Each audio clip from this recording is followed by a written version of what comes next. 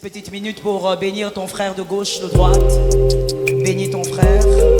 Une parole de bénédiction. Bénis ton frère. Merci de l'avoir fait. Maintenant, tu vas bénir ton frère à ma manière. Dis à ton frère, cette année, tu seras plus quoi? Vas-y, tu dis à ton frère, vas-y. Cette année, tu seras plus béni. Cette année, tu seras plus glorieux. Cette année. Merci. Pasteur, aidez-nous à reculer ça, s'il vous plaît. Reculer, ça va permettre aux gens de ne pas trop s'approcher.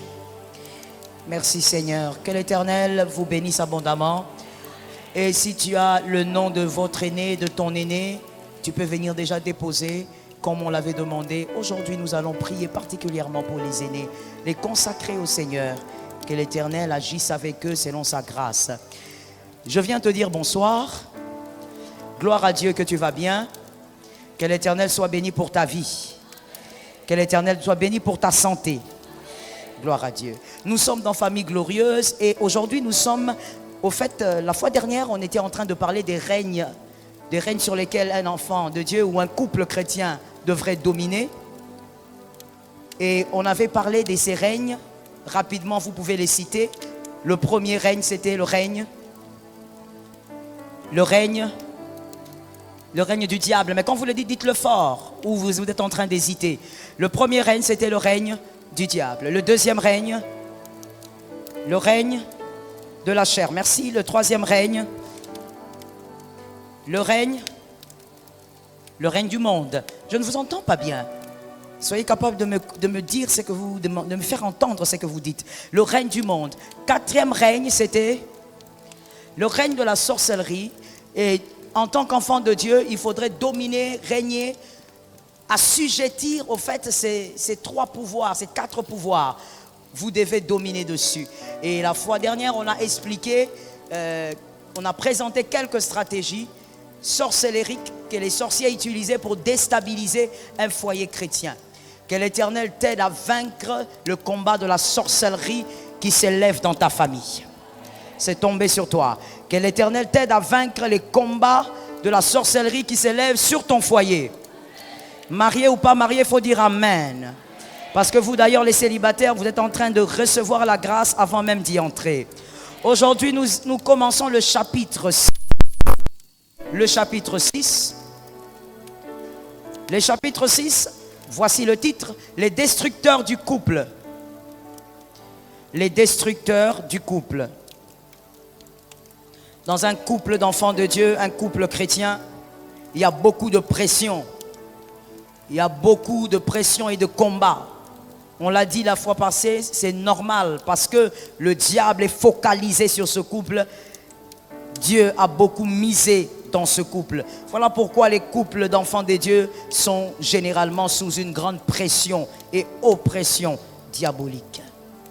Les destructeurs des couples. Dis à ton frère que l'Éternel te délivre ce soir.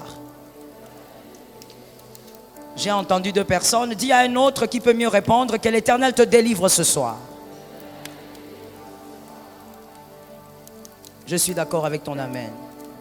Si vous subissez la présence de ces destructeurs, vous n'êtes plus un couple. Je dis bien, si vous subissez la présence de ces destructeurs, vous n'êtes plus un couple. Vous avez été vidé de la substance qui fait de vous un couple. Il faut refuser de subir ce qu'on va présenter tout à l'heure. Sinon, vous n'êtes plus un couple. Vous serez simplement ensemble parce que vous avez des enfants et pour aussi la réputation. Mais vous avez déjà perdu la substance qui fait de vous un couple modèle selon Dieu. Selon le modèle divin, donc. Ces destructions font très souvent partie de la vie de plusieurs couples. Mais ça fait tellement partie de la vie que la plupart des couples ont oublié ou sont incapables de réaliser que ce n'est pas normal. Ce n'est pas normal de subir et de vivre dans ce genre de destruction. Que quelqu'un dise à son âme, ce qui est anormal doit s'arrêter. Il y a quelqu'un qui est en train de dormir, je ne sais pas, mais en tout cas, il n'a pas dit au temps où il fallait le dire. Que quelqu'un dise, ce qui est anormal doit s'arrêter. Merci. Nous démarrons le premier point. Le premier destructeur des couples. La chose qu'il faut éviter de subir. Dès que ça commence, refusez cela énergiquement. L'envie d'avoir un autre mari ou d'avoir une autre femme. L'envie. J'ai parlé ici de l'envie. Un désir qui monte en vous alors que vous êtes marié. Vous avez maintenant l'envie d'avoir un autre mari, d'avoir une autre femme. Cette envie, évidemment, va grandir. Toute envie négative qui naît en vous, que vous n'étouffez pas, finit par grandir. Cette envie va grandir. Et tellement qu'il va grandir, vous allez vous convaincre. Ou vous allez même créer votre monde. Au niveau de votre psychique, vous allez créer un monde là où vous vivez avec un autre homme et avec une autre femme, mais pas votre conjoint. Vous allez vous convaincre que celui que vous n'avez pas épousé était la meilleure personne à épouser. Généralement, ça arrive au couple quand les moments sont durs, quand il y a des difficultés, quand il y a des querelles, des mésententes. Vous allez vous convaincre que celui qui n'est pas votre femme, celle qui n'est pas votre femme, aurait dû être votre femme pour que vous soyez heureux. Vous allez vous convaincre qu'il fallait être avec celle qui n'est pas votre mari ou votre femme aujourd'hui. Vous allez travailler au fait, au niveau de votre pensée, pour vous dire que si vous êtes malheureux, c'est parce que vous avez épousé la mauvaise personne. Ou si vous avez des problèmes, c'est parce que vous avez épousé la mauvaise personne. Que quelqu'un dise, arrière de moi Satan.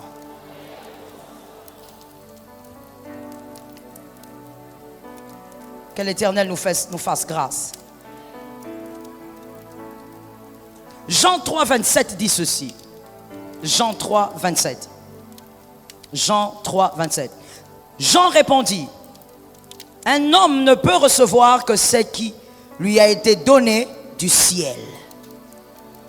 Ça, c'est Jean qui répond à ses disciples qui lui posaient des questions sur le Christ. Mais c'est le verset, c'est ce qu'il a dit qui m'intéresse. Il dit, l'homme ne peut recevoir que ce que le ciel lui a donné. Qu'un homme ce soir sache, si tu crois que tu as été marié selon la volonté de Dieu, c'est la femme que Dieu t'a donnée. Je suis d'accord avec cet homme-là. Si madame, tu es sûre que tu t'es marié selon la volonté de Dieu, alors sache que l'homme que le ciel t'a donné, ce que le ciel te donne, c'est ce qui est bon pour toi. Lorsqu'on commence à penser qu'on a épousé la mauvaise personne, tout se transforme en mal. Même le bien qu'il avait l'habitude de faire, ça change à vos yeux. Votre perception des choses change. Tout ce qu'il faisait d'agréable devient désagréable. Que quelqu'un soit délivré de ça. Vous ne verrez plus le bien qui sort de votre vis-à-vis. Lorsque vous verrez votre conjoint, pour vous, tout est mauvais. Parce que le problème, c'est quoi? Le problème n'est pas ce qu'il fait. Le problème, c'est plutôt là où il est. Vous vous dites que votre femme est au mauvais endroit. Votre mari est au mauvais endroit. Il ne fallait pas qu'il soit là. Il fallait que celui qui est dehors soit à sa place. Attention, ne vous convainquez jamais que ça aurait été mieux si c'était l'autre. Car cette pensée va vous voiler les yeux. Vous ne verrez plus les qualités de votre conjoint. Cette pensée va vous boucher les oreilles. Vous n'allez plus entendre les bonnes choses qui sortent de votre foyer. Que l'Éternel préserve ceux qui sont là. Que l'Éternel vous épargne du mal. Je disais que l'Éternel vous épargne du mal. Tu ne sais pas quel type d'esprit est en train de rôder autour de ton foyer. Je dis que l'Éternel te préserve du mal. Lorsque tu commences à croire qu'il faut changer de conjoint, que la fiancée là, ou mon ex aurait été meilleur ici. Mon bonheur dépend de mon ex. Voici le danger. Et il y a quelque chose d'étrange avec cette façon de penser. Suivez-moi très bien, s'il vous plaît. je voudrais aller tout doux sur ce point. Il y a quelque chose d'étrange sur ce point. Quand vous pensez qu'il fallait épouser l'autre femme, il fallait épouser l'autre monsieur, qu'est-ce qui vous garantit que cet autre-là correspond à vous? Rien du tout. Rien ne vous garantit que l'autre-là que vous voulez avoir correspond à votre personnalité. Vous créez, vous alimentez des envies. Vous souhaitez avoir une vie et vous pensez que vous serez heureux, mais vous n'avez aucune preuve que vous serez heureux. Parce que rien ne prouve que cet homme-là, votre ex, correspond à vous. C'est bien de préférer Rachel comme Jacob. Plus des fois dans les couples, il y a des hommes Jacob, il y a des femmes aussi Jacob. Tu préfères Rachel. Je ne vais pas expliquer, s'il vous plaît. Quand moi j'enseigne, j'aimerais bien que tu lises la Bible à la maison. Parce que moi je rencontre très peu les histoires bibliques. Parce que je considère que tu dois lire à la maison. Si tu es Jacob, tu peux préférer Rachel. Mais qu'est-ce qui te garantit que Rachel va te préférer toi? Généralement les Rachel préfèrent les mandragores. Tu vas t'accrocher à Rachel. Tu vas dire c'est Rachel qui est belle. Moi je n'aime pas Léa. Léa est une erreur. Mais le problème c'est que Rachel elle aussi aime quelqu'un d'autre. Rachel aime autre chose. Rachel préfère les mandragores. Rachel ne préfère pas Jacob. La personne que tu préfères, au nom de Jésus, que l'Éternel t'ouvre les yeux. La personne que tu préfères à la place de ta femme, à la place de ton mari, il risque d'avoir un problème, le problème de Rachel. Peut-être que cette personne-là aussi préfère quelqu'un d'autre. La personne que tu préfères ne te préfère pas forcément. Il y a des fortes probabilités que celui que toi tu préfère aussi quelqu'un d'autre. Tu vas te retrouver dans un piège. Que le diable ne puisse pas siéger dans tes pensées. Les imperfections existent parce que nous devons nous y accommoder. Voilà pourquoi les imperfections existent. Voilà pourquoi tu n'es pas marié à l'ange Gabriel. Voilà pourquoi tu n'es pas marié à l'ange Michel. Tu es marié à quelqu'un qui est imparfait. Parce que tu dois t'accommoder à ces imperfections. Que quelqu'un dise accommoder. Que quelqu'un dise je dois m'accommoder. Apprenez à vivre dans le foyer, dans le couple, selon les principes de 4 P. Les principes des 4 P. Le premier principe est lequel? Maîtrisez les défauts de votre conjoint. Apprenez à les maîtriser. Connaissez-les bien. Que personne ne connaisse les défauts de votre conjoint plus que vous-même. Maîtrisez-les. Connaissez-les. Deuxième principe. Embellissez votre vie avec ses qualités. Après avoir compris les défauts de ton conjoint, embellis ta vie avec les qualités de ton conjoint. Parce qu'il n'est pas parfait, elle n'est pas parfaite, elle ne le sera jamais. Embellis ta vie avec ses qualités parce que toute personne a des qualités. Je bénis ceux qui ont dit Amen. Toute personne a des qualités, embellis ta vie avec ses qualités après avoir maîtrisé ses défauts. Troisièmement, apprenez à vivre avec certains défauts. Apprenez à vivre avec certains défauts, surtout si ça ne détruit pas votre ciel. Parce qu'il faut faire attention. Il y a des défauts auprès de certaines personnes qui détruisent même le royaume, qui détruisent ton ciel. N'accepte pas ça. Ne va pas en enfer à cause d'un mari. Ah bon? Il y a beaucoup de sorciers ce soir? Ne va pas en enfer à cause d'un mari. Ne va pas en enfer à cause d'une femme. Attention, il y a des défauts qui peuvent vous emmener en enfer. Ça, il ne faut pas supporter, il ne faut pas tolérer. Mais vivez, apprenez à vivre avec ces défauts qui ne détruisent pas votre ciel. Parce que la vérité c'est quoi mon frère? Jusqu'à ce que toi tu mourras ou ta femme mourra, il y aura toujours des défauts en elle. Il y aura des défauts en lui. Tout ne partira pas. Le quatrième principe, le 4e P. Faites des reproches constructives. Faites des reproches constructifs et non destructeurs. J'en ai beaucoup parlé les fois dernières. Quand tu reproches une personne, que ce soit des reproches avec amour. Que ce ne soit pas des reproches pour le détruire. Que ce ne soit pas des reproches pour le blesser. Mais reproches avec amour pour que ton mari s'améliore, que ta femme aussi s'améliore. Qui a dit Amen? Voilà comment tu dois apprendre à vivre. Et tu dois refuser de penser que le problème, c'est la personne que tu as épousée. Tu as épousé la mauvaise personne. Non, si tu as été marié selon la volonté de Dieu, tu n'as pas épousé la mauvaise personne. Tu as épousé simplement une personne avec des défauts. Comme tout le monde. Tu as épousé une personne faillible comme toi-même. Il faut apprendre à gérer ça. Mais ne laisse pas tes pensées avec ce type de sémence. Ne laisse pas ce genre de sémence croître en toi. Que tu arrives jusqu'à te dire, il fallait que j'épouse celui-là. Il fallait vraiment que j'épouse celui que j'ai raté. Laisse-moi dire ceci aux fiancés. Quand on est fiancé, on aime ce qu'on ne connaît pas. Même si vous faites 15 ans de fiançailles, lorsque vous êtes fiancé, vous aimez ce que vous ne connaissez pas. Mais lorsqu'on se marie, on apprend maintenant à connaître ce qu'on a aimé. C'est le mariage qui vous apprend à connaître cet homme-là, à connaître cette femme. Monsieur le fiancé, mademoiselle la fiancée, ce garçon-là, tu ne le connais pas. Cet homme, tu ne le connais pas. Cette femme, tu ne la connais pas. C'est dans le mariage que vous apprenez à connaître ce que vous avez aimé. Et donc, même celui que vous admirez, que vous n'avez pas épousé, en réalité, vous admirez ce que vous ne connaissez pas. Parce qu'on peut mieux connaître un homme, une femme, dans le mariage que quand on vit avec. Est-ce que quelqu'un m'entend?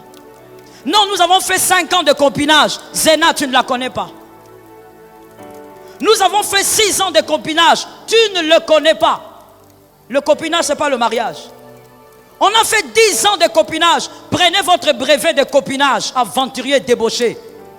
Mais tu ne le connais pas. Tu ne la connais pas. C'est le mariage qui te permettra de connaître cet homme. Donc, laisse-moi te dire une chose que tu vas capter dans ton esprit et que tu vas dire à ton voisin. Ce que tu admires, tu ne le connais pas. Maman, pourquoi tu n'as pas dit? Il faut dire. Dis à ton voisin, ce que tu admires, tu ne le connais pas. Arrête d'admirer ça. Au nom de Jésus de Nazareth. Arrête d'admirer ça. C'est une réaction de gamin. C'est une réaction de gamine. Peut-être que tu t'es marié à 40 ans, mais dans la tête, tu es encore gamine. Tu es gamin. Arrête de te dire que c'est ce qui est dehors qui est bien. Ce qui est dedans est bien. Mais tu dois harmoniser avec ce qui est dedans. Je reprends pour les hommes de foi et pour les femmes intelligentes. Ce qui est dehors n'est pas meilleur que ce qui est dedans. Mais apprends à harmoniser avec ce qui est dedans. Est-ce que quelqu'un me capte? Que l'Éternel nous fasse grâce. Voici la deuxième destruction. La deuxième destruction. 2 visions de la vie dans un foyer. C'est très dangereux. Lorsque dans un foyer, il y a 2 visions de la vie, ce n'est plus un foyer, c'est autre chose qui est en train de se créer ou de se bâtir. C'est la mort du foyer. 2 visions dans un seul foyer. Ces 2 visions vont déstabiliser le foyer. Car tout foyer à l'image du Christ, à l'image du mariage entre Christ et l'Église, tout foyer doit avoir une seule vision. Que Dieu te soutienne. Et la vision est présentée par le Père. Qui a dit Amen? La vision est présentée par l'homme, les chefs. Voilà pourquoi, dans l'éducation, je pense qu'il faut bien serrer l'éducation des garçons. Parce que c'est lui qui sera chef demain d'une famille. La vision est donnée par le chef, par le père, par le mari. Et la femme, elle travaille la vision. Elle trouve les outils pour permettre que cette vision se réalise. Est-ce que quelqu'un m'entend? La femme est comme celle qui prend la vision et qui l'introduit dans un four, qui commence à préparer la vision pour la réalisation. Je vais le dire simplement pour quelqu'un qui est distrait. Le chef amène la vision et la femme amène la visibilité de la vision. Est-ce que quelqu'un m'entend? Voilà pourquoi dans un mariage, l'homme ne doit pas être la femme ne doit pas être l'homme. C'est la confusion. Et vous serez incapable d'avoir une vision. Maintenant, laisse-moi parler un peu de la vision. La vision du couple n'est pas d'acheter une maison. Ça, ce n'est pas la vision d'un couple. Ça, ce sont les outils qui vous permettront d'accomplir votre vision. Acheter une voiture n'est pas la vision d'un couple. Acheter une parcelle, ce n'est pas ça la vision maîtresse d'un couple. La vision d'un couple, c'est ce que Dieu a dit que vous devez devenir. Ça tombe sur ceux qui sont derrière là-bas. Parce que je sens que l'onction est là-bas. La vision du couple, c'est ce que vous devez être selon Dieu. C'est que la famille doit devenir selon Dieu. Quand on te demande quelle est la vision de votre couple, ne dis pas notre vision est d'acheter une parcelle à ma campagne. Ça, ce n'est pas une vision. Ce sont les outils de la vision. Mais ce n'est pas ça la vision. Le père de famille, le chef de famille doit savoir qu'est-ce que Dieu a dit sur sa famille. Que les hommes disent amen. Que les hommes me disent un amen 3 fois. Le chef de famille doit savoir qu'est-ce que Dieu a dit sur cette famille. Monsieur, tu veux te marier, mais as-tu déjà capté la vision de ta future famille? Ou tu crois que le mariage c'est seulement la sexualité et faire des enfants? Tu dois capter la vision de ta famille. Et tu dois aussi avoir une femme capable de prendre cette vision, de travailler la vision afin que la vision soit visible. Est-ce qu'on peut avancer? Voilà pourquoi dans un foyer, ma prière est que les célibataires reçoivent ça. Les filles célibataires épousaient des hommes qui ont les yeux des aigles. Épousaient des hommes qui croient en Dieu fortement. Un père de famille doit être un homme spirituel. Ici chez nous au Congo, on a remarqué que c'est plus les femmes qui se mettent à prier beaucoup et les hommes sont en arrière. Mon frère, c'est un problème d'enseignement. Un père de famille doit être celui qui jeûne dans la maison. Doit être celui qui se réveille la nuit, commence à parler en langue. Un père de famille doit capter les informations spirituelles sur sa famille. Ça tombe sur quelqu'un qui est quelque part.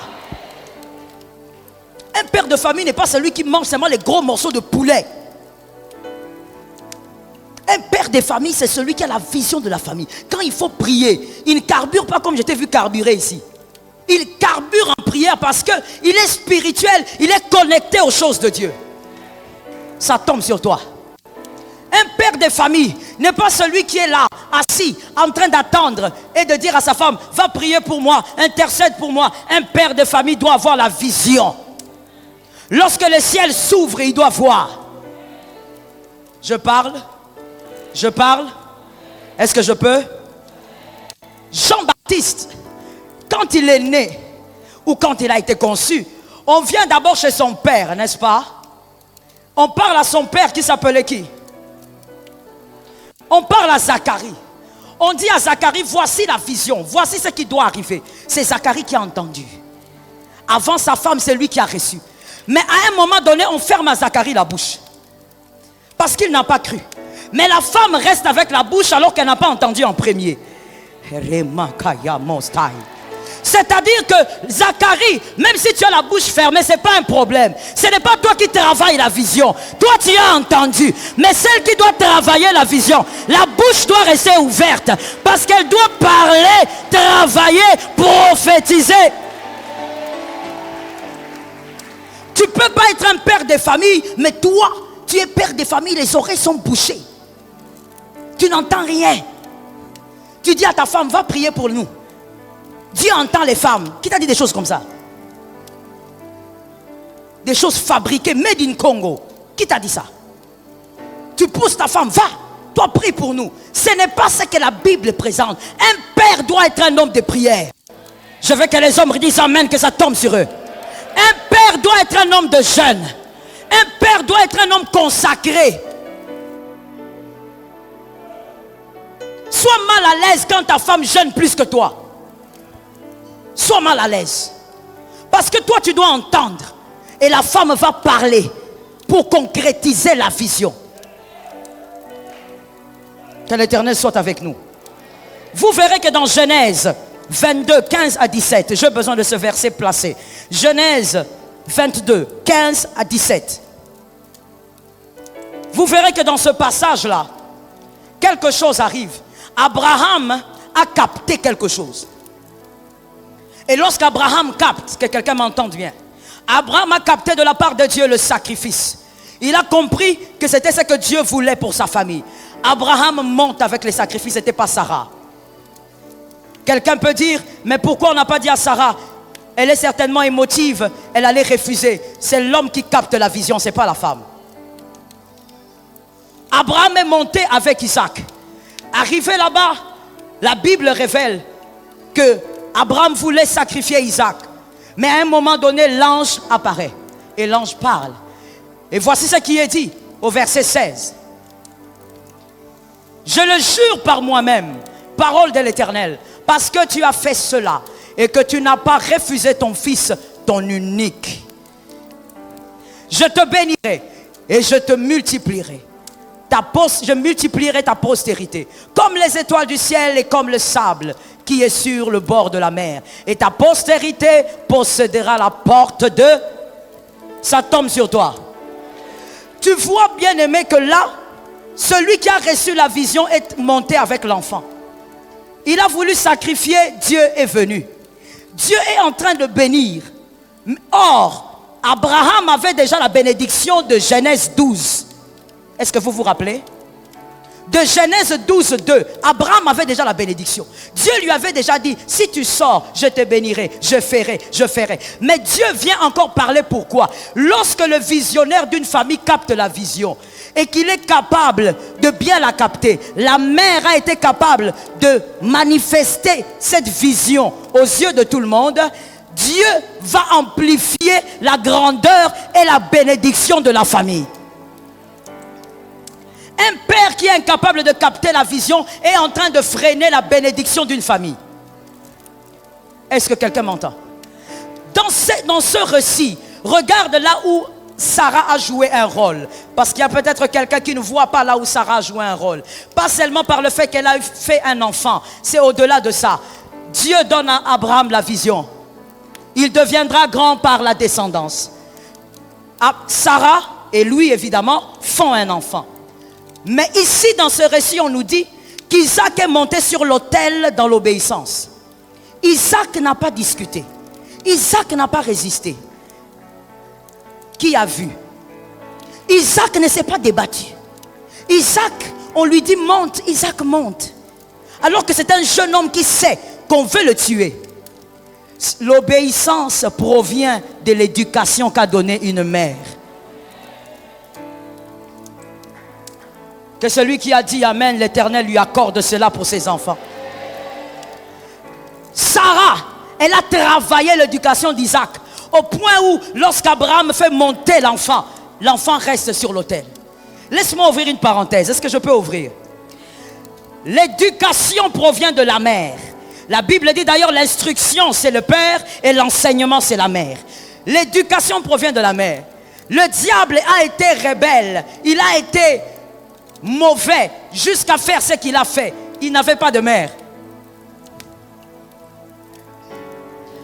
Lorsque quelqu'un n'a pas été éduqué par sa mère par rapport à l'obéissance, il est susceptible d'être un rebelle. Lorsque l'éducation sur l'obéissance n'a pas été donnée à un enfant correctement, cet enfant a les gènes de la rébellion. Je compare maintenant avec un autre. Celui-là aussi vient du ciel. Celui-là aussi, d'ailleurs pas aussi, celui-là est éternel. Celui-là est redoutable. Celui-là on l'appelle Elohim. Romo Shakayama. Moi quand je cite son nom, je vois la gloire.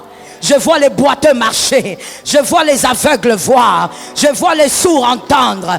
Il s'appelle Elohim. Celui-là Quand il doit venir sauver l'homme, il regarde le diable, il s'est rébellé. Il n'a eu aucune éducation maternelle. Lui, il entre dans les entrailles d'une mère. Je vais dire une chose forte, mais elle est biblique. L'obéissance du Christ était aussi due à l'éducation qu'il avait reçue. La Bible dit qu'il a été obéissant jusqu'à la mort. Je te démontre, moi j'aime bien, je t'ai dit moi je suis bibliste, je te démontre selon la parole. Jésus grandit, Jésus va aux noces. Arrivé aux noces, sa mère dit, Jésus il manque du vin. Jésus dit, ce n'est pas mon heure, femme, qu'est-ce qu'il y a entre toi et moi? Ce n'est pas le temps pour moi, je n'ai pas encore commencé.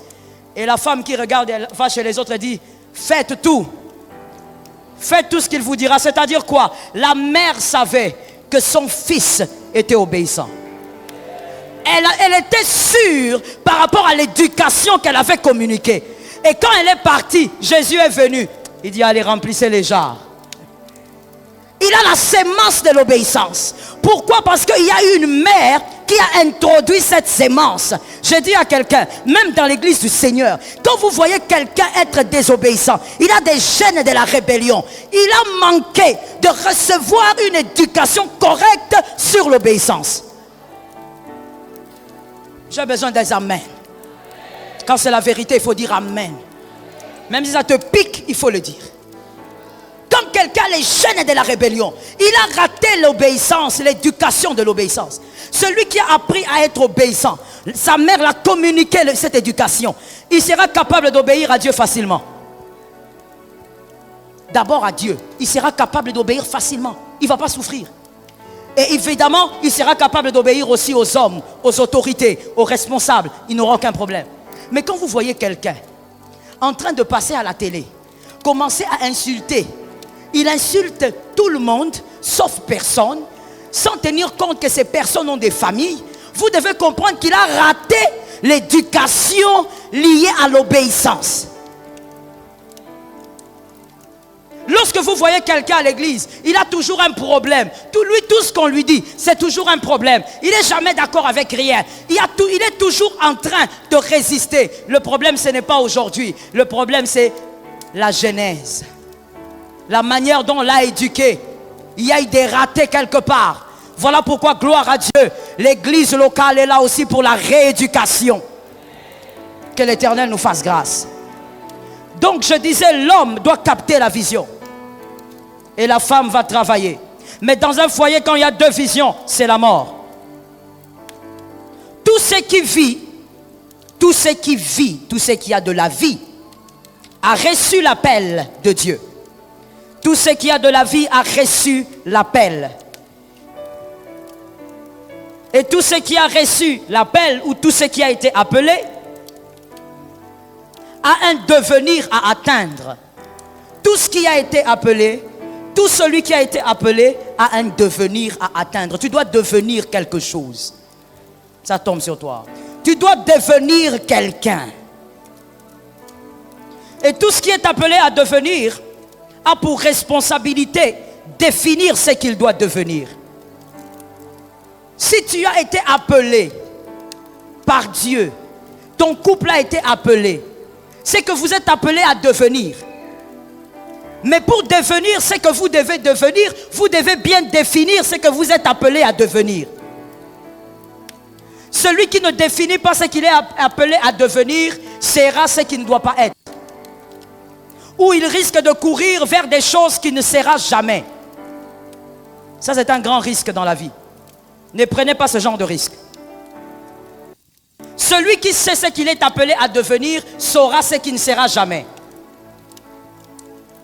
Des fois, il y a des gens qui se battent avec certaines choses dans la vie parce que tu ne sais pas ce que tu es appelé à devenir. Tu perds ton temps dans une mauvaise persévérance. Que quelqu'un me dise mauvaise persévérance. Toute persévérance n'est pas bonne, mon frère. La bonne persévérance, c'est celle que vous réalisez selon votre devenir. Vous devez déjà savoir qui vous êtes appelé à devenir. Votre famille est appelée à devenir qui? Quoi? Pour éviter de vivre dans une mauvaise persévérance. Il y a des garçons qui s'attellent. Il est en train de persévérer. Il est en train de draguer une fille là de l'Équateur. Depuis qu'il a commencé, Il dit, persévérance, persévérance, j'ai la foi. L'apôtre avait prêché, j'ai la foi, je persévère. Tu persévères alors que toi tu es appelé à épouser une Congo. Ne vois-tu pas que tu es dans une fausse persévérance? Tu perds ton temps, tu gaspilles l'énergie. Et l'énergie et le temps, c'est précieux mon frère.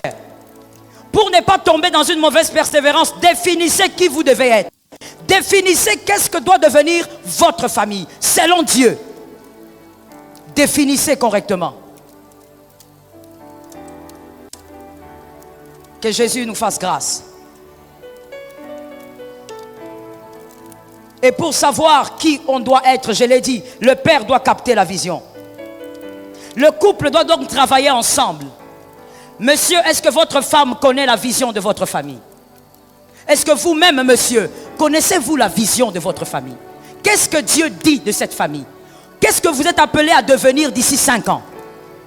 Est-ce que vous le savez? Et si vous le savez, est-ce que votre femme travaille votre famille par rapport à la vision? Sinon, vous êtes en train de vous détruire. Lorsque la femme a une vision et l'homme en a un autre, vous travaillez ensemble, mais pour la destruction. Il y a aussi des cas, comme dans Matthieu 1, 19, des cas d'hommes qui ne comprennent pas bien la vision. Ça arrive aussi.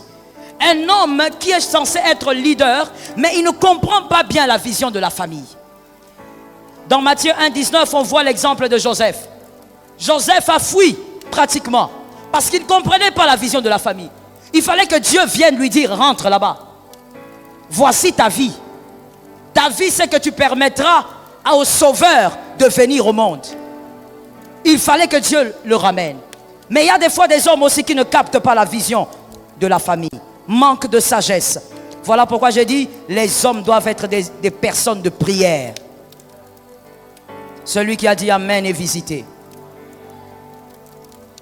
Il y a une chose que la femme doit éviter lorsqu'elle est dans ce cas-là. Lorsque l'homme ne comprend pas la vision, l'homme ne capte rien parce qu'il est loin des choses de Dieu, mais que la femme a capté la vision. La femme doit éviter d'insister, parce que si elle insiste, l'homme va se sentir pétrifié.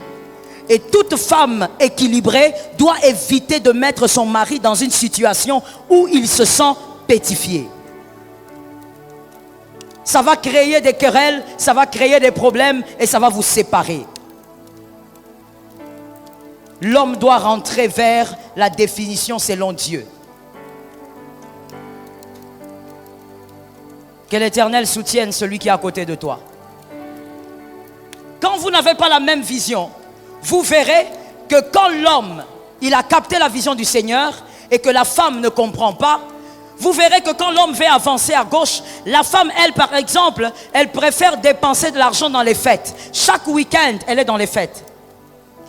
Au lieu de comprendre la vision et de travailler selon la vision, d'économiser donc, parce qu'aucune vision terrestre n'est réalisable sans finance. Vous avez besoin d'argent. Mais si la femme ne comprend pas la vision, elle sera tout le temps dans les fêtes, tout le temps en train de dépenser, tout le temps en train de perdre son temps dans les salons de coiffure, parce qu'elle ne comprend pas la vision. Elle dilapide de l'argent au lieu de gérer cet argent pour la réalisation de la vision. Lorsque la femme ne comprend pas la vision, elle sera là en train de dilapider même la nourriture dans la maison. Elle veut aider tout le monde à n'importe quel moment. Écoute-moi très bien. Si tu veux être un bon gestionnaire et bien gérer vos finances, vous devez aider tout le monde, mais avec une bonne gérance. On n'aide pas tout le monde n'importe quand. Ou, je veux le dire autrement, on n'aide pas tout le monde tout le temps. On aide tout le monde avec gérance. Mais quand vous n'avez pas la même vision, vous serez en train de dilapider l'argent à gauche. L'autre aussi est en train de dilapider de son côté. Un désordre total. Que le Seigneur nous épargne. Que quelqu'un dise à son âme que le Seigneur me soutienne. On a vu aussi certaines choses. Lorsqu'on n'a pas la même vision dans le foyer, l'homme veut vivre au Congo, la femme veut vivre en Chine. J'ai vu des foyers se séparer, se briser à cause de ça. Juste ça. La femme ne veut pas être ici.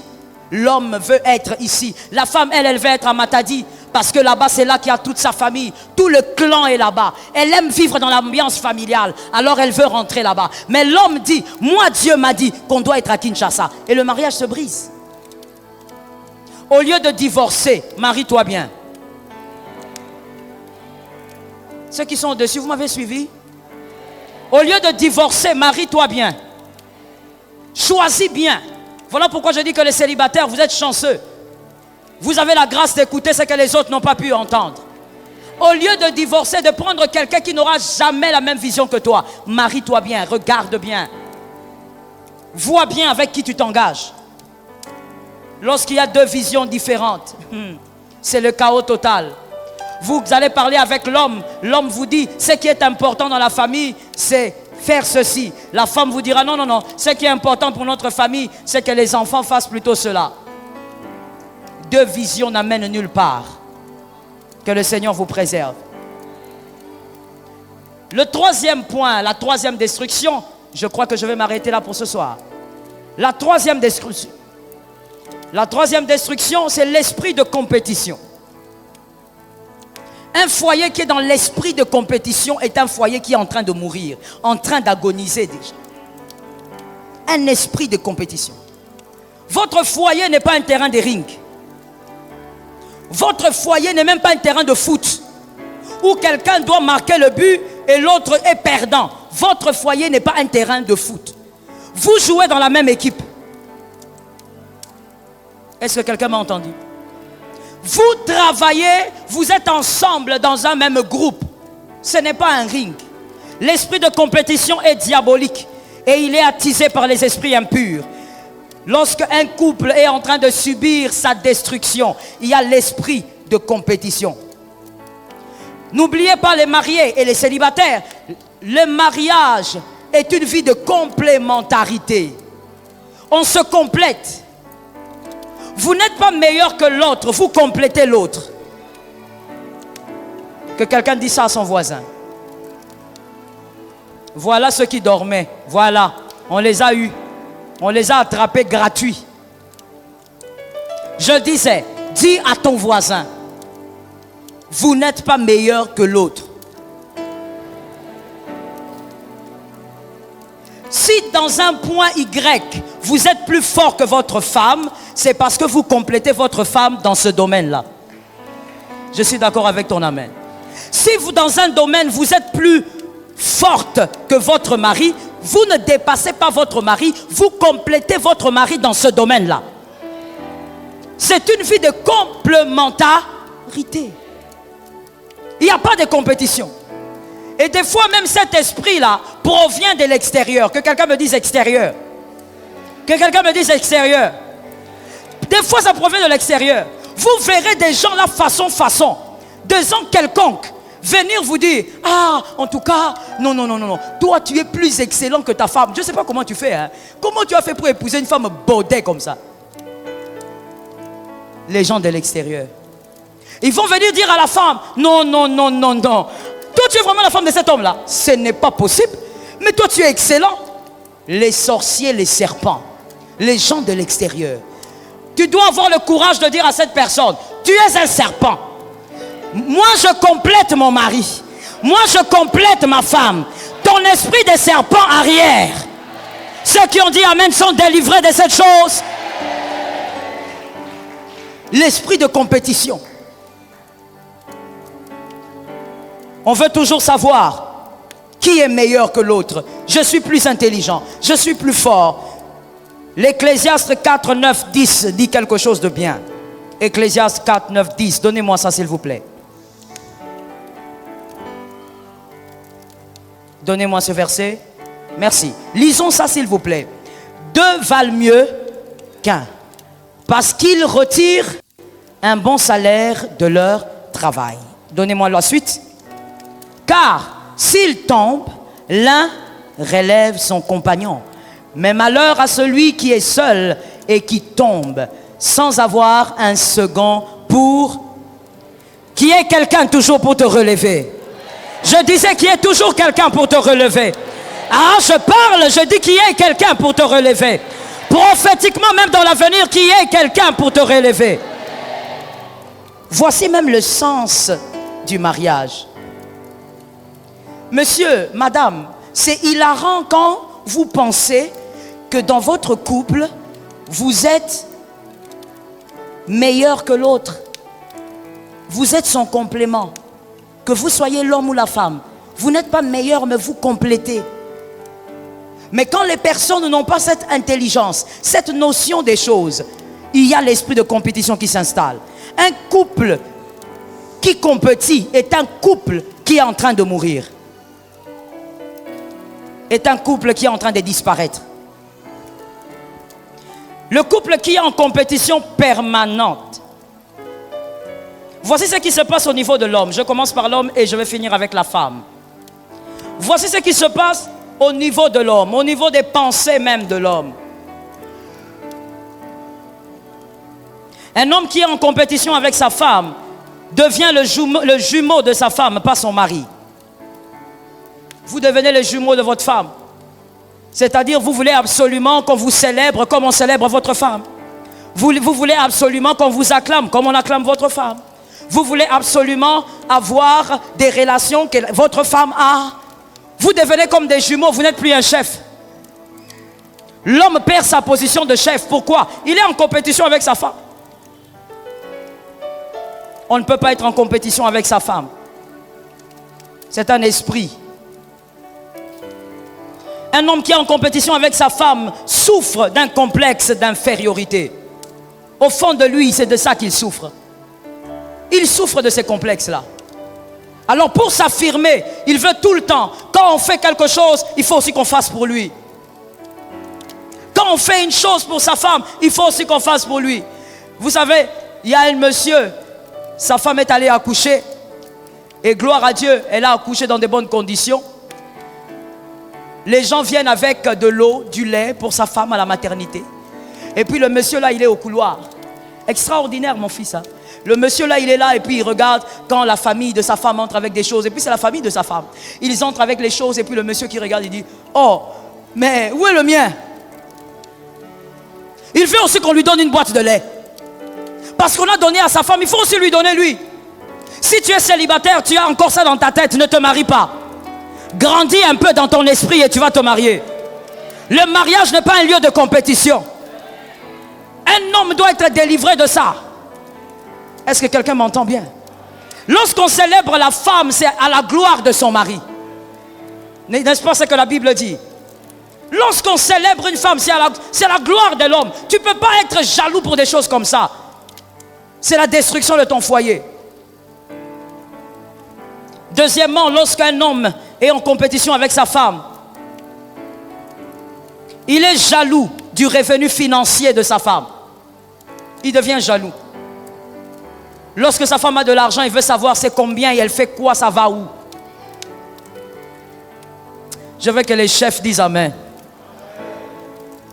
Ah bon? Donc toi tu n'es pas chef. Je me suis trompé. Je veux que les chefs disent amen. Que les hommes disent amen.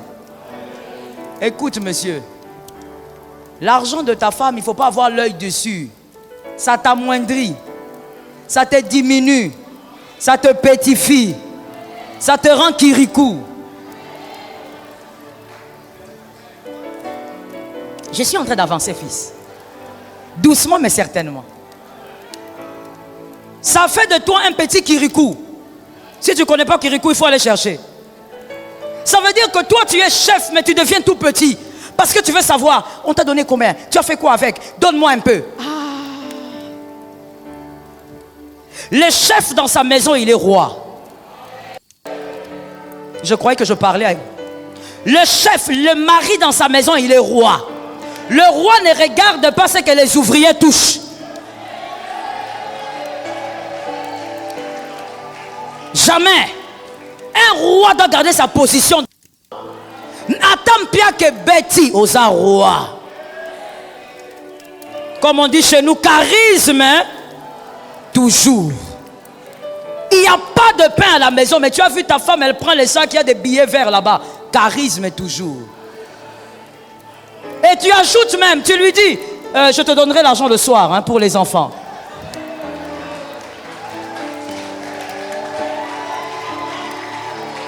Le roi doit rester roi. Je t'assure mon frère. Je t'assure mon frère. Quand un roi perd, il perd son mysticisme. C'est un grand problème dans le foyer. La femme va se sentir tellement au-dessus que la femme va commencer à te dominer. Le roi ne doit pas perdre son mystère. Il doit rester mystère. Est-ce que quelqu'un m'entend bien? Même quand la femme a son argent là, tu regardes, toi ce que tu peux faire c'est quoi? En tant que chef, tu peux seulement l'aider, tu l'orientes. Avec cet argent tu vas faire comment? Bon, moi je te conseille de faire ceci, mais c'est comme tu veux. Est-ce que quelqu'un entend? Tu ne dois pas te pétrifier à cause des finances. Que le manque d'argent ne te diminue pas. Garde ta position de chef. Garde ta position de leader. Garde ta position, tu es la tête d'une famille. Lorsque tu perds cette position, bien aimé, l'argent fait beaucoup de choses. Hein? L'argent là, c'est pas pour rien qu'on appelle ça maman. L'amour de l'argent là, c'est dangereux. L'argent c'est dangereux, c'est un pouvoir. L'argent quand ça entre dans la poche d'un homme, même la démarche change. N'est-ce pas mon fils? La démarche change. Il commence à marcher comme un cancrélat. Donc tu ne comprends pas. Oh, c'est pas le frère que j'ai toujours vu ici. C'est lui. Mais le problème c'est que dans la poche il y a un $100. Ça change la démarche. Même le français change. Il te disait d'habitude bonjour. Maintenant c'est bonjour. Parce qu'il y a l'argent. La femme aussi, quand elle touche l'argent, il y a toujours quelque chose qui grandit. Elle sent qu'elle est en train de se réaliser. Il y a quelque chose qui naît en elle, mon frère, c'est une évidence. Même si ta femme, elle est archibishop, c'est une évidence. Il y a une chose qui commence à naître. Elle se sent aussi quelqu'un parce qu'elle arrive à se réaliser. Surtout si ce n'est pas l'argent de son mari. Elle sent qu'elle est en train de se réaliser. Alors une femme comme ça, elle a besoin qu'un homme la baisse un peu. La garde un peu dans le niveau. Je suis en train de dire à un homme, garde un peu ta femme au niveau. Je n'ai pas entendu. Je dis garde ta femme au niveau. La femme a été tirée d'où? J'aime bien ta vitesse. La femme a été tirée d'où? Elle a été tirée de la côte, elle n'a pas été tirée de la tête. Alors qu'à la tête, il y a aussi des os. Tu dois la garder ici. Elle ne doit pas être ici. La femme ne doit pas être ici. Elle doit être à côté. C'est là qu'elle a été tirée. Quand la clé, vous ne voulez pas mettre la clé dans la serrure, vous voulez mettre sur le poignet, la porte ne s'ouvre pas. Gardez la clé au niveau de la serrure. La femme est la clé, gardez-la au niveau d'où elle a été tirée. À cause de la pauvreté ou à cause du manque, ne va pas te faire diminuer comme ça. Un roi, même quand il est en guerre, il reste roi. Pourquoi Saül a perdu la gloire? Parce que pendant qu'il y avait Goliath qui parlait, il avait oublié qu'il était roi. Il s'est diminué. David est venu prendre la royauté.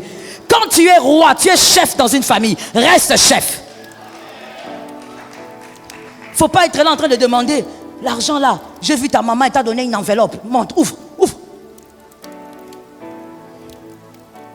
Tu es là en train de demander, il y a combien dans ton compte bancaire? Il y a combien? Montre. Tu n'as même pas besoin de ça. Garde ta position. Que cet esprit de compétition quitte ton esprit. Lorsqu'un homme souffre de cet esprit de compétition,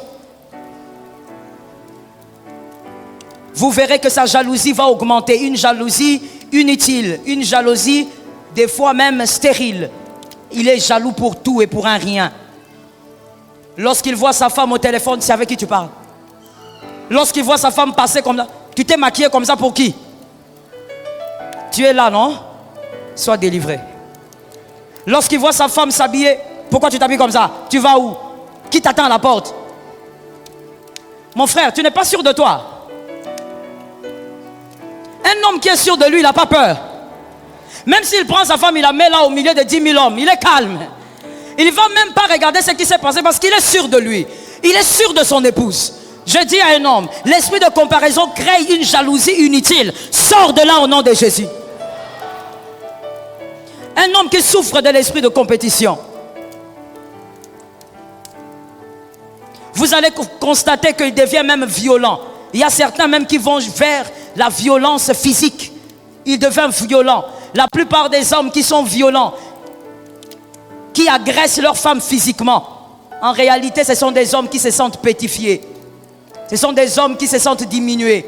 Mais il veut l'exprimer avec la seule force qu'il a. C'est-à-dire les coups, les gifles et autres. Un homme qui bat sa femme, c'est un homme petit d'esprit.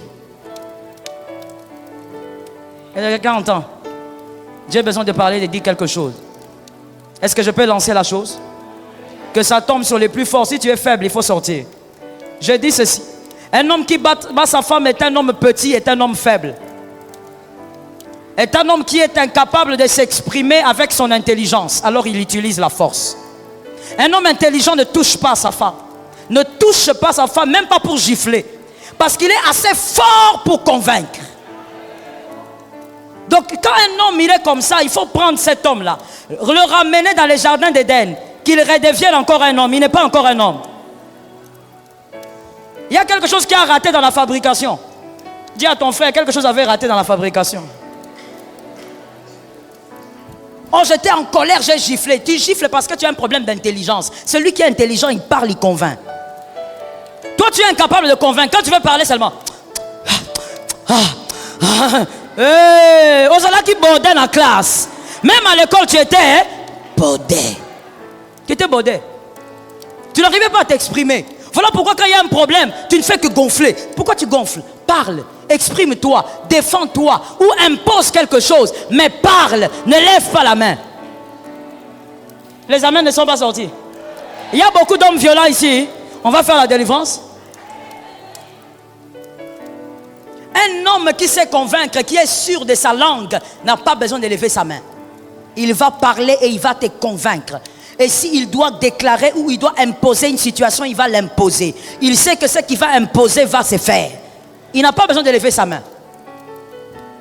Mais toi, comme tu as confondu, quand tu t'es marié, tu croyais que tu avais épousé une girafe, ou un lion, ou un éléphant. Voilà pourquoi tu te bats. Et puis généralement, les hommes qui battent leurs femmes comme ça, appellent un autre homme sur le terrain. On va le... Il est en train de bastonner la pauvre fille là qui est toute mince comme ça. C'est parce qu'elle est petite là. Quand t'appelles seulement un garçon même plus jeune que toi de 2 ans, il va te frapper. Un homme qui se sent en compétition avec sa femme, des fois même il va souffrir des faiblesses sexuelles. Parce qu'il est affaibli au niveau de son moral, affaibli au niveau de ses pensées, de son psychique, il est touché. Et vous verrez même que dans l'intimité aussi ça commence à jouer. Il devient faible, il devient fatigué, il n'arrive plus à rien faire. Et quand il n'arrive plus à rien faire, il va dire à sa femme, ah c'est parce qu'aujourd'hui en tout cas, tu n'étais pas très belle. Il va trouver des raisons, mais le problème c'est lui. Laisse-moi ouvrir une parenthèse pour dire, frère, sois humble. Il n'y a qu'un seul frère qui a dit amen. Vous avez un problème. J'ai dit frère, sois humble. Quand tu sens que dans l'intimité ça ne marche pas, humilie-toi. Va même chercher le médecin là. Si c'est Coco qui là, faut aller. Faut aller vers les tradis. Même toi-même, hein. Nandenga robatama. Ba Nicodème peut bazalaka. Ok, nandenga robatama. Attends à minuit. Tu dis que frère, papa, moi je sens que je ne suis plus quelqu'un. Tu n'es plus quelqu'un, je ne suis plus quelqu'un. Rends-moi quelqu'un.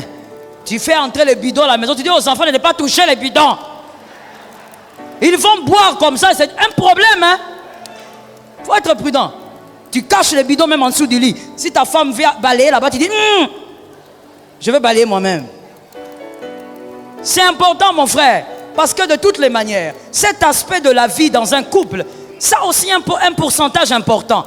Tu ne peux pas être un chef qui n'arrive pas à carburer. Il faut être un chef qui est capable de...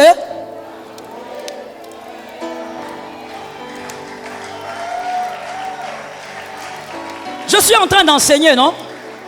Dans l'enseignement, il n'y a pas de problème avec tout ça là. Il faut être capable de carburer quand tu es chef. C'est pas que tu es chef depuis que tu es là. On te regarde, tu es là. Papa, des fois même la maman va dire, ah, il y a des enfants ici, hein, je vais coder. Des fois même maman va regarder et dire, ah, papa, kitana. Parce que tu carbures pas. Tu es seulement là. Et ce qui est encore pire, au lieu de réaliser que tu n'as pas carburé, toi-même tu dis, en tout cas c'était bien aujourd'hui, hein. Qu'est-ce qui était bien? C'était pas bien. Et la femme aussi, comme elle ne veut pas te blesser, oui, C'était bien. Yo, si au monde à moi, si c'était bien. Elle a un visage fâché, triste comme ça. Quand c'était bien, la femme elle-même, elle sera en train de sourire. Mais toi, on te dit c'était bien. Elle est là. C'était bien. Mais chérie, tu vas pas dormir? Non, non, je veux regarder Novelas. Le problème, c'est quoi? Pourquoi elle va regarder Novelas? Elle est déçue. Donc, elle se déstresse un peu. Frère, si tu es chef, tu es marié. Je ne parle pas aux célibataires. Les mariés, tu dois carburer. Ça fait partie du couple. Est-ce que quelqu'un m'a entendu? L'heure est passée, je donne les derniers points sur l'homme. Le vendredi prochain, on va parler de la femme.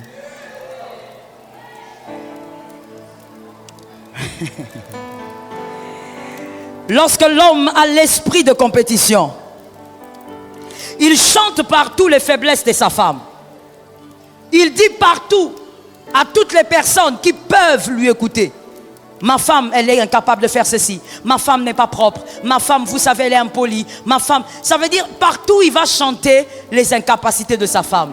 Quand vous voyez un homme qui se comporte comme ça, c'est que quelque part, il a l'esprit de compétition en lui. Il veut que les hommes lui donnent raison. Il veut que les hommes soient avec lui. Il veut que les hommes soient de son côté. Un mari, un chef n'a pas besoin de ça. Tu n'as pas besoin que les gens soient de ton côté. Tu as besoin d'aider ta femme si elle a des défauts ou si elle a des tares. Mais pour l'aider, va vers la meilleure personne. Que l'Éternel te bénisse et que Dieu bénisse sa parole. Alléluia! Acclame le Seigneur éternel, acclame le Seigneur glorieux, acclame le Jésus de Nazareth, acclame le Dieu de ton foyer, le Dieu de ta famille, le Dieu de ta maison. Acclame Jésus, le rocher des âges. Alléluia. Donne des acclamations, que le monde des ténèbres soit dans la débandade. Jésus, Jésus, Jésus, Jésus. Jésus, merci de te tenir debout. Nous allons directement dans la prière, mon frère. Si tu n'avais pas déposé ton enveloppe des aînés, tu peux déjà déposer ton enveloppe. Nous allons dans la prière. Ceux qui sont assis, s'il vous plaît, tenez-vous debout. C'est le moment d'une prière forte et puissante. Nous avons les mains levées. Nous allons prophétiser 3 fois. Je réussirai dans mon mariage. Tu ne sais pas là où le diable t'attend, il faut bien parler. Tu es célibataire, brille comme jamais avant. Nous déclarons 3 fois: je réussirai dans mon mariage. On y va, 1, 2, 3. Au nom de Jésus, quoi qu'il arrive, prophétise, Jésus est avec toi.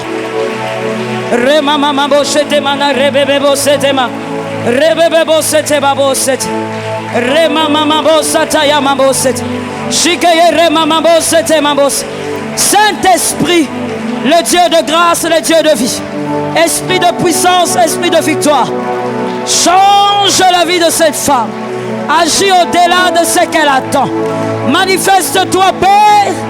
Accomplis des choses glorieuses dans sa vie. Le Dieu des miracles brise le joug. Le Dieu des miracles impose ta volonté. Le Dieu des miracles change sa vie.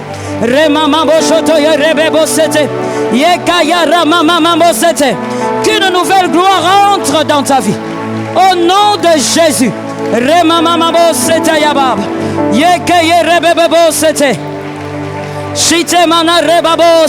Au nom de Jésus, par l'autorité du Saint-Esprit, au nom de celui qui est vivant, que le joug soit brisé, que le joug soit détruit, que le joug soit renversé, au nom puissant de celui qui est éternel.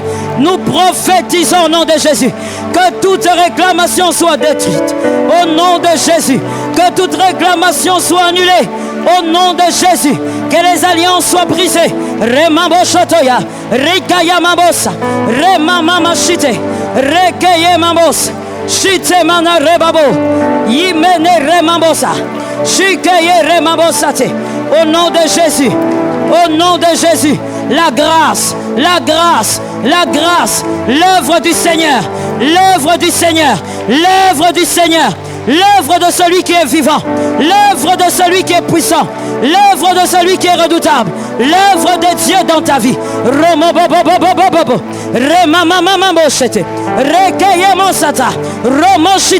Au nom de Jésus, l'œuvre de Dieu en toi. Merci Seigneur. Lève tes mains s'il te plaît. Nous allons prophétiser que ce qui a été arrêté contre ta famille, ton foyer soit détruit. Ce qui a été arrêté par le monde des ténèbres contre ta famille, ton foyer soit détruit. Je compte sur toi pour déverser une onction. Je prophétise et tu dis, je détruis ces choses au nom de Jésus. Les pièges du diable. Je ne t'entends pas. Le piège du diable. Les calculs du diable. Les décrets du diable. Les prophéties du diable. Les paroles méchantes. Les pièges dans le futur. Les rituels sataniques. Prophétise maintenant. Commence à détruire systématiquement. Commence à détruire systématiquement.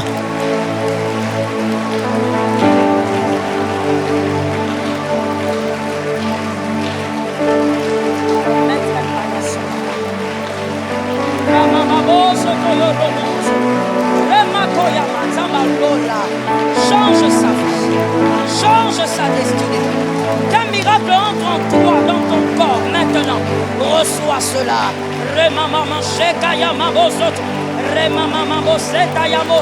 Que les choses changent dans ta vie. Que les choses changent dans ta vie. Que ton parcours soit influencé. Au nom de Jésus. Que ton parcours soit influencé. Par l'autorité du nom de Jésus.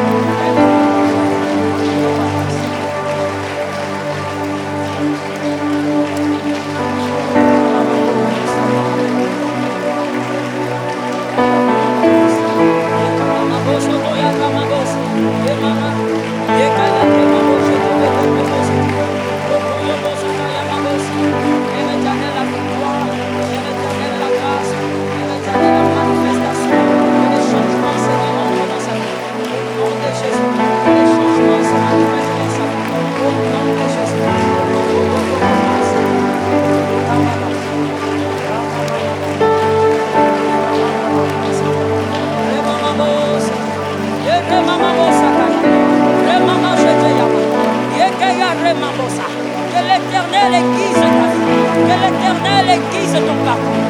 Que ton chemin soit balisé. Que ton parcours soit différent.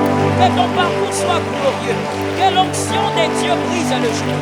Que ce qui n'était pas positif soit tombe maintenant. Que ce qui n'est pas positif soit brisé maintenant. Au nom de Jésus. Merci Saint-Esprit. Lève tes mains s'il te plaît. Ceux qui sont dessus, s'il vous plaît, levez bien vos mains. Quand tu lèves tes mains, il y a quelque chose que tu prends venant du ciel.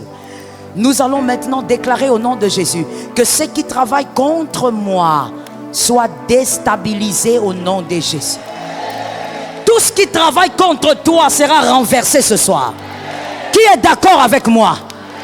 Tout ce qui travaille contre ton foyer, ta famille sera renversé. Nous prophétisons 7 fois.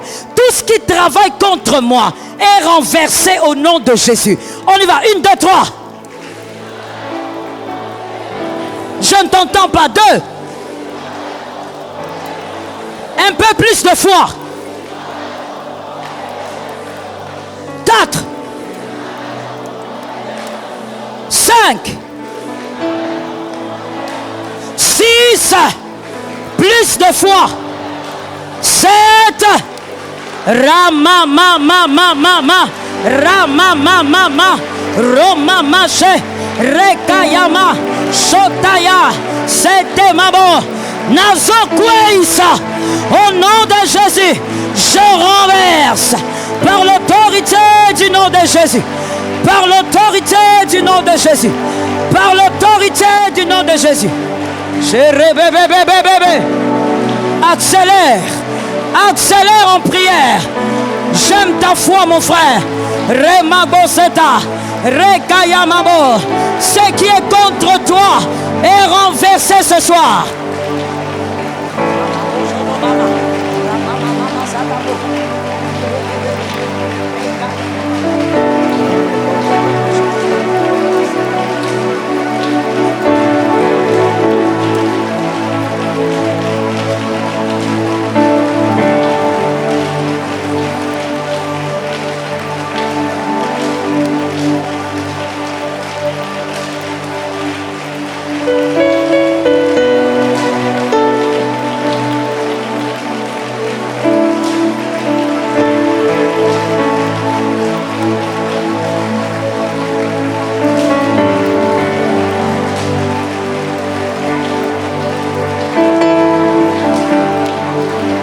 Merci Saint-Esprit.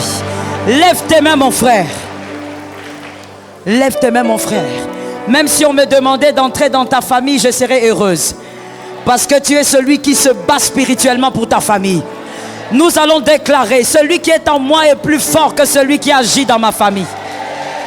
Il y a des pouvoirs qui agissent sur les familles. Dans toutes nos familles, il y a ce pouvoir-là. Des pouvoirs occultes. Mais nous allons déclarer, celui qui est en moi est plus grand que celui qui agit dans ma famille. Les mains levées, nous les déclarons 3 fois. 1, 2, 3. Celui. 2.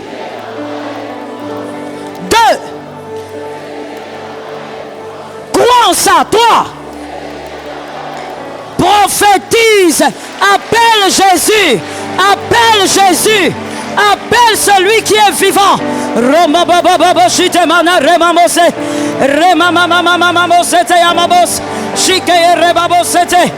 Appelle Elohim. Appelle Elohim. Appelle Jésus. Celui qui est en moi, il est plus grand que celui qui veut combattre ma famille. Remama chete rebobo soto. Ramababo chete ya rebebo sete. Yekaya ramamabo se. Ye remamabo chite mamabo sete. Remamama mama mama mama mama. Remamama chete ye rebebebe sete. Romamabo sete mamabo chetaya. Remamabo chite mede rebebo se. Shike mana rebabo sete mamabasa. Shorobobo sete mamabo. Ramamabo chite ke ye bebe. Ye mana rebabo se. Yakaya mamama. Yakaya mamama. Yakaya rabase. Au nom de Jésus, celui qui est en moi est plus grand. Celui qui est en moi est plus fort. Celui qui est en moi est plus puissant. Celui qui est en moi est redoutable. Il est plus fort que celui qui agit négativement dans ma famille. J'ai ramassé. Yemanabo. Shikemabo. Remasata. Au nom de Jésus. Merci Seigneur. Lève tes mains s'il te plaît. Il est aussi un feu dévorant. Je suis d'accord avec toi. On va envoyer le feu. Nous allons déclarer le feu sur tout ce qui crie contre nous. Nous allons déclarer le feu sur toute ordonnance qui est signée contre nous. Je prophétise et tu dis feu. À la dernière fois, tu accélères. Au nom de Jésus. Au nom de Jésus. Sur les ordonnances sataniques, les plans diaboliques, les calculs occultes, les manigances diaboliques, les rituels sataniques, les calebasses diaboliques, au nom de Jésus, Ramamamamamamama, Robobobobobobosa, Shike Mamamamama, Fire, Fire, que le feu localise les ordonnances diaboliques, localise les calebasses sataniques. Jésus, Shemana Remabos, Shemana Remas, Shemanabo, Yemana Rima, Shekaya Ramabo, Shitemana Robose, Fire, Fire, Fire, au nom de Jésus, le feu de Dieu, le feu qui brûle, le feu qui consume, le feu qui renverse. Le feu qui annule, le feu qui détruit les plans du diable, les calculs obscurs, au nom de Jésus. Shemana remamamamamboseta, remamamosete, remamamashike, robobobosata, shita, shita. Accélère, accélère mon frère, accélère ma soeur, prophétise. Déclare ce feu au nom de Jésus. Shemana Rebos, Shemana Ramabo, Yekamoseta, Shite Mene Rebo, Shite Manabo, Shike Manabosa, Shere Mamama, Yemanasete, Romosata, Yemasete, Shike Bosa, Shike Mese. Merci Saint-Esprit. Lève tes mains mon frère. Lève tes mains ma soeur. Tu vas prophétiser maintenant que les opportunités de cette année, tu les saisis. Toutes les opportunités de cette année, tu les saisis. J'étais en train de dire quelque part et je te le dis aussi, cette année n'est pas une année du corona. Cette année est une année que Dieu t'a donnée. Il y a des opportunités à saisir. Lève bien les mains, je prophétise, tu dis, j'ai saisi mes opportunités. Au nom de Jésus, de cette année, malgré les problèmes, malgré la maladie, malgré les combats, je prophétise ce soir, commence à les prendre au nom de Jésus. Et Jésus est de ton côté. Jésus est de ton côté. Chéremamos. Jésus est de ton côté. Jésus est de ton côté. Saisis les opportunités. Ne laisse pas le diable prendre ce qui est à toi. Ne laisse pas l'ennemi prendre ta part. Saisis-les. Prends-les. Pour toi et tes frères. Pour toi et tes enfants. Pour toi et ton conjoint. Pour toi et ta conjointe. Prends-les. Chérie maman bossete. Robobobo chitema. Rebos. Chikeye rebabos. Cheta maman bossa. Chikeye brababa.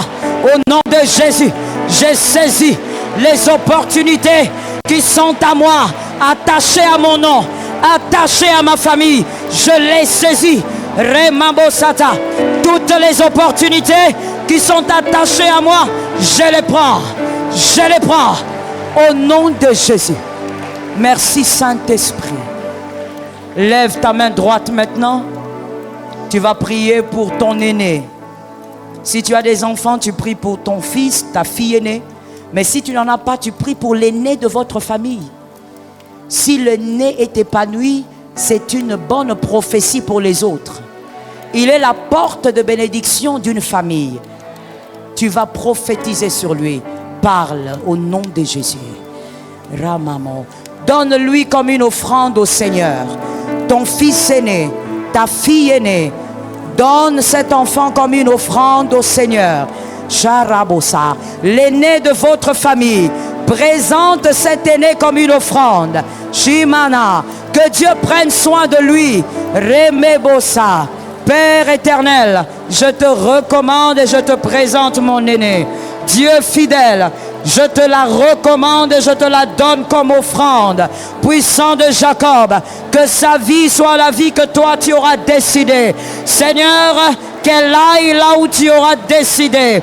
Saint-Esprit, qu'elle rencontre les personnes que toi tu as prévues. Remambo. Seigneur, qu'elle ne commette pas mes erreurs, qu'elle ne commette pas les erreurs de son père, qu'elle ne commette pas les erreurs de sa tribu, mais Jésus, que mon aîné soit une personne mise à part. Cheremosta, Rimamboste, Père éternel, que mon aîné soit une personne mise à côté. Seigneur, je te la donne. Rekemabosa, Chite menere, Sekayamo, qu'elle te serve. Saint-Esprit, que sa vie soit pour toi, qu'elle te serve, qu'elle t'aime, que sa vie soit consacrée à toi. Jésus, Remabosa, Shinama, un modèle dans sa génération, une référence dans sa génération. Bakemostaya, Père, qu'elle arrive à finir ses avec succès, avec excellence, au nom de Jésus. Remambosea, partout où elle ira, qu'elle aille de gloire en gloire, de grâce en grâce, de victoire en victoire, de puissance en puissance, de miracle en miracle. Au nom de Jésus, je brise la malédiction de la famille paternelle, de la famille maternelle. Je brise cette malédiction. Au nom de Jésus, je te donne, Seigneur. Je te présente, Seigneur. Je te l'offre, Seigneur. Mon aîné, Remosheta, Rekeyamos, Chitemamos, Shemanabo. Au nom de Jésus. Merci, Saint-Esprit. Maintenant, bien-aimé, je t'accorde l'opportunité de prier pour ta vie, pour ta famille, pour ton foyer. Il y a des problèmes que personne ne connaît, tu es le seul à le connaître. Profites-en maintenant pour prier. Parle, ne sois pas assis. Sois debout, reste debout. Reste debout, tu n'as pas besoin d'être à genoux. Parle, parle, parle, parle. Saint-Esprit, Pendant que tu parles, je déclare au nom de Jésus que ta prière soit exaucée par la grâce de Dieu.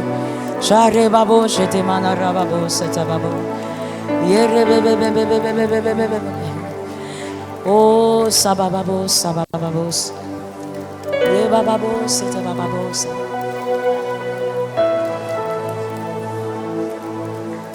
Jebababos, sabababos. Recommande ton sort à l'Éternel. Jésus est capable. Alléluia. Jésus. Romosa, le Dieu de mon parcours. Jésus. Le Dieu de mon histoire.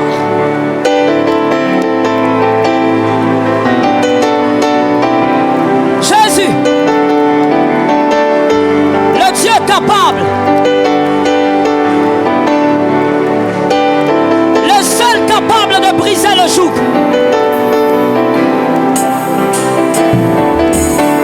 Le seul capable d'exaucer. Invoque Jésus, mon frère.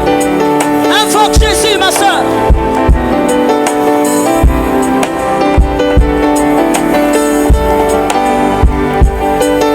Le Dieu des mystères. Le Dieu qui est capable de répondre par le feu. Le Dieu capable de répondre par le feu, Maître éternel.